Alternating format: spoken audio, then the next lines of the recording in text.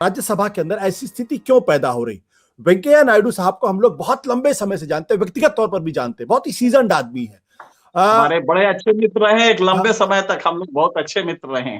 वो हैदराबादी खाना भी हमने बहुत बहुत आज खाया उनके हाँ, साथ, बहुत खाना हैदराबाद खाया। हमारे कहने पे तो आप लोग दावत प्रिया खाते थे, सारे पत्रकार को दावत देने के लिए मेनू हम तय करते थे। तो प्रिया, ये क्या दर्शाता है? ये सत्ता पक्ष विपक्ष के बीच की लड़ाई है, या सत्ता पक्ष विपक्ष के बीच में कम्युनिकेशन गैप पूरी तरीके से हो गया है, एक दूसरे से कांटेक्ट खत्म हो गया, जिसका ये खमियाजा भुगता जा रहा? बिल्कुल आशुतोष, जो आपने कहा और जो एनके सिंह साहब ने भी कहा, मैं बिल्कुल उससे सहमत हूँ। बिकॉज इसको अगर हम थोड़ा सा ये केस के बारे में तो गुरदीप सप्पल साहब और अरविंद सिंह जी ने बिल्कुल बता दिया, हमें दोनों पक्ष रख दिए हैं। लेकिन थोड़ा हम पीछे देखते हैं कि लार्जर क्वेश्चन क्या है। लार्जर क्वेश्चन यही है कि संसद की मर्यादा रखी गई और किसने भंग करी है, विपक्ष ने या सरकार ने? जो इन्होंने एग्जाम्पल्स दिए थे, आधे तो हमारे जो होते हैं रूल्स वो आते हैं ऑर्डिनेंस के थ्रू। पार्लियामेंट को तो रखा ही नहीं है। पार्लियामेंट तो बस स्टैम्प, रबर स्टैम्प करने के लिए सारे डिसीजंस पहले लिए जाते हैं। बस पार्लियामेंट में ये होता है कि भाई वो जो फॉर्मेलिटी है वो पूरी हो जाए और स्टैम्प हो जाए, ना कोई बहस होती है, ना कोई डिबेट होती है। तो विपक्ष ने जो किया ठीक नहीं किया, उसको कोई सपोर्ट नहीं करेगा यहाँ पर।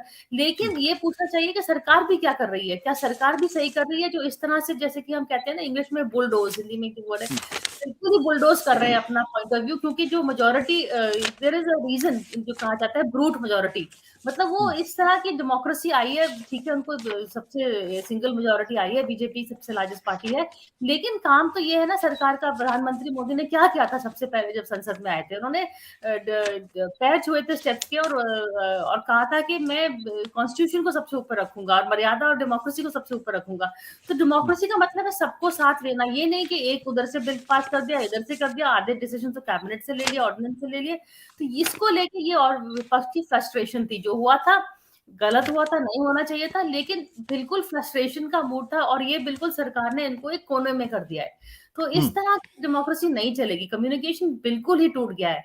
पहले भी नहीं था, पहले भी बीजेपी की सरकार थी। क्या हुआ था? वाजपेयी जी आते थे, बात करते थे, उन्होंने सोनिया गांधी से भी जो बिल्कुल दुश्मनी थी। लेकिन इस मामले में एक दूसरे की बात होती है। अरुण जेटली, कमलनाथ बात करते थे, प्रणब मुखर्जी बात करते थे विपक्ष के नेताओं से, वेंकैया नायडू से काफी इश्यूज में बात हुई है। एक तरह का कंसेंसस बिल्ड होता है। ये सब नहीं हो रहा है। बिल्कुल ही दूसरी साइड को साथ नहीं लेना है। उन्होंने अपने विपक्ष को क्या, उन्होंने अपने साथ वाले लोगों को साथ नहीं लिया। उनके एलाइज कहाँ हैं? सब भाग गए हैं। सब अकाली दल क्यों भागा है? क्योंकि ये फार्मर्स बिल उन्होंने पास किया उनके बगैर। सो इस तरह के उन्होंने अपने लोगों को नहीं रखा है, विपक्ष को तो रखा ही नहीं साथ में। तो कम्युनिकेशन 100% ब्रेकडाउन हुआ है, जो आपने बिल्कुल सही पॉइंट रेज किया है। बट प्रिया, ऐसा क्यों हो रहा है? क्योंकि भारतीय जनता पार्टी तो वही है। भारतीय जनता पार्टी में कोई बहुत ज्यादा बदलाव तो आया नहीं है। अगर अटल बिहारी वाजपेयी, सोनिया गांधी एक दूसरे से बात कर सकते थे, प्रमोद महाजन अगर विपक्ष नेता के साथ कोऑर्डिनेट कर सकते थे, तो अब क्या प्रॉब्लम आ रही? अभी भी तो पार्लियामेंट्री अफेयर्स मिनिस्टर्स हैं, अभी भी बीजेपी के तमाम सीनियर नेता है, राजनाथ सिंह जैसे, नितिन गडकरी जैसे लोग हैं जिनके विपक्ष के साथ भी बड़े अच्छे रिश्ते। तो अब प्रॉब्लम कहां पे आ रही? क्यों नहीं कम्युनिकेशन हो पा रहा? क्योंकि पुरानी बीजेपी नहीं है ना आशुतोष। ये दिस इज मोदी की BJP, it is not Vajpayee ji की बीजेपी। पुरानी बीजेपी में ये था लेन देन, और लोग भी थे जो इस तरह के, वाजपेयी जी को हम कहते थे ना कंसेंसस मैन थे, इस अलायंस लेके साथ चल रहे थे। अभी ये सब बिल्कुल नहीं हो रहा है, बिकॉज ये वन मैन रूल हो रहा है। और वन मैन का मतलब वो किसी और से बात ही नहीं कर रहे हैं। वो पुरानी जो उनकी थी लड़ाई थी सोनिया गांधी के साथ, जो उन्होंने उनके बारे में गुजरात में कहा, ये कहा, वो लेके अब दिल्ली आए हैं, वो बैगेज लेकर। आप किसी से बातचीत नहीं करना चाहते हैं। और कांग्रेस की तरफ से भी राहुल गांधी और वगैरह, उन्होंने भी बहुत पॉइंट बना दिया कि हम अटैक सरकार को नहीं करेंगे, सीधा डायरेक्ट मोदी पे अटैक करेंगे। तो बहुत पर्सनल हो गया, बहुत ही बिटर हो गया है। किसने शुरू किया है? अगर हम हिस्ट्री देखें तो देख सकते हैं कि कहाँ से शुरू हुआ है, पर बहुत ही बिटर हो गया है।